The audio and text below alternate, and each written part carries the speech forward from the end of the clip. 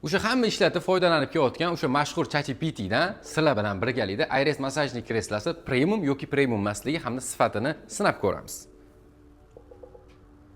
Salom ChatGPT. Salom, qanday yaxshiliklar? Bugun nima bilan yordam berishim mumkin? Iris massajnik kreslasi premium yoki premium emasmi? Iris massaj kreslalari odatda premium segmentga mansub bo'ladi, chunki ular yuqori sifatli materiallar va ilg'or texnologiyalarga ega. Shunday qilib, ular ko'pincha premium deb hisoblanadi. Iris massajnik kreslasi dunyo miqyosidagi brendmi hamda boshqa mashhur rivojlangan davlatlarda bormi? Iris brendi dunyo miqyosida ham juda mashhur va ko'plab mamlakatlarda mavjud. Uning mahsulotlari ko'pincha yuqori sifat va innovatsion texnologiyalar bilan tanilgan. Shuning uchun ko'plab mamlakatlarda o'ziga xos o'rniga ega.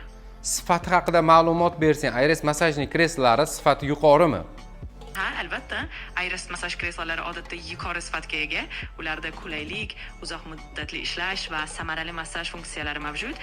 Shuningdek, ularning texnologiyalari ham doimiy ravishda yangilanib turadi. Bu esa ularni bozorda muhim o'rniga ega qiladi. Rahmat. Ko'rib turganinglardek hurmatli mijozlar, tanlov o'zingizlarning qo'lingizda. Iris massajnik kreslasini ChatGPT dan so'raylik yoki bemalol Google ga murojaat qilib, uni o'zingizlar sinab ko'rsanglar bo'ladi.